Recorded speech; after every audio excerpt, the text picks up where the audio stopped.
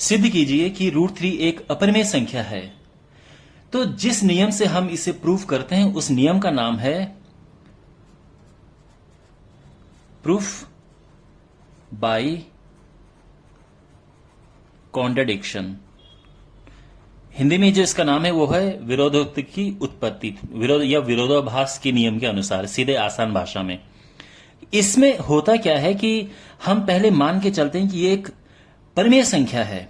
ठीक है, चलो सीधे शुरू करते हैं। तो माना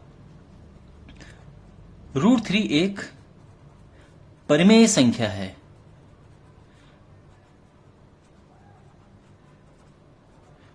ठीक है ना।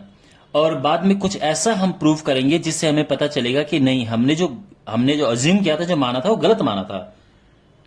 तो जब √3 एक परिमेय संख्या है तो आप जानते हैं किसी भी परिमेय संख्या को हम कैसे लिख सकते हैं, a/b में, जहां a और b का कोई कॉमन फैक्टर नहीं है।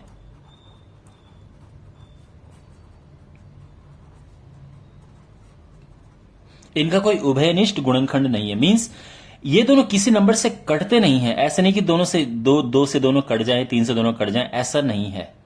तो ये बात ध्यान रखना, इसको हम नंबर 1 मान लेते हैं। ठीक है, अब हम दोनों साइड स्क्वायर करेंगे। पहले क्रॉस मल्टीप्लाई करेंगे तो ये हो जाएगा √3b बराबर a, और दोनों साइड अब स्क्वायर करेंगे तो हो जाएगा 3b² बराबर a²। तो यहां तक सब ठीक चल रहा है। 3b² बराबर a² है, इसका मतलब a² को हम 3 से डिवाइड कर सकते हैं, यानी जो a² है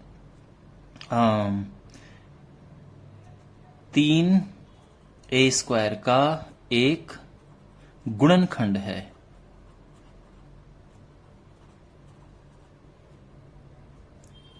तो इसीलिए जो 3 है a का भी एक गुणनखंड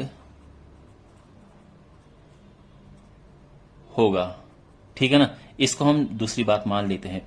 और जो यहां पे मैंने ये समझाया है, इनको आपको ठीक से समझना है। एक ये है और एक ये है। ये इसमें 2 इंपॉर्टेंट चीजें इस्तेमाल हुई हैं। इसको आप 2-3 बार ही देख लो कि a और b का कोई कॉमन फैक्टर नहीं है, पहली बात। दूसरा, अगर 3a² का गुणनखंड है तो a का भी होगा। ये ध्यान में रखो बात को। ठीक है, अच्छा, अब इसके बाद 3 अगर a का गुणनखंड है तो हम क्या कह सकते हैं, अगर 3 a का फैक्टर है तो एक तरीका होता है लिखने का कि हम लिख सकते हैं a = 3c। भाई अगर 3a का फैक्टर है यानी a को 3 डिवाइड कर सकता है, तो हम इस तरह से लिख सकते हैं। अगर दोनों साइड हमने स्क्वायर किया तो क्या मिलेगा हमें, a² = 9c²।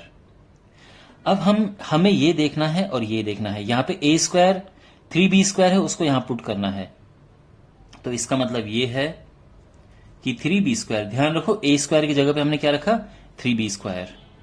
तो 3b² = 9c²। 3 से कट जाएगा तो ये आएगा b² = 3c²। यहां तक सब ठीक है। और फिर सारी कहानी सेम आ गई जो यहां पे थी।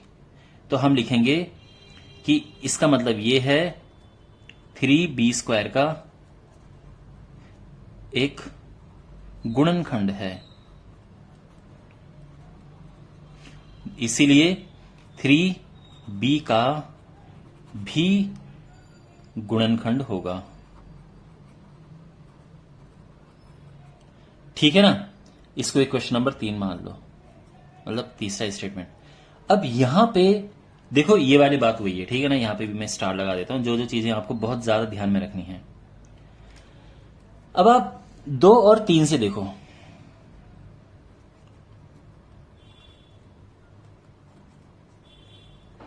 इन दोनों से देखो, तो यहां से क्या मिलता है कि 3a का फैक्टर है और 3b का भी फैक्टर है। गुणनखंड मतलब फैक्टर। ओके, 3a का और b का दोनों का फैक्टर है, तो यानी 3a और b का कॉमन फैक्टर है।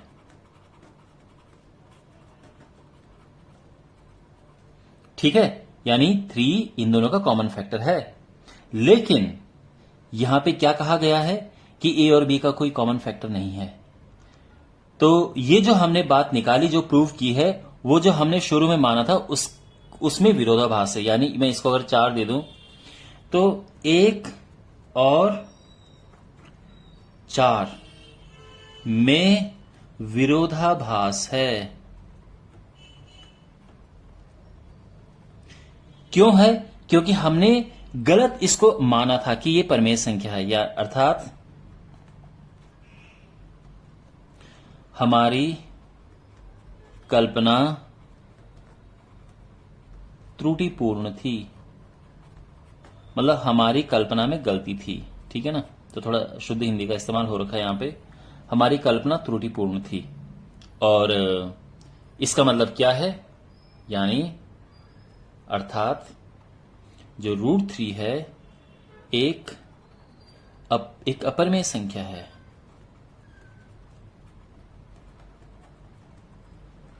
ठीक है, तो मैं उम्मीद करता हूं कि आपको ये अच्छे से समझ आ गया होगा।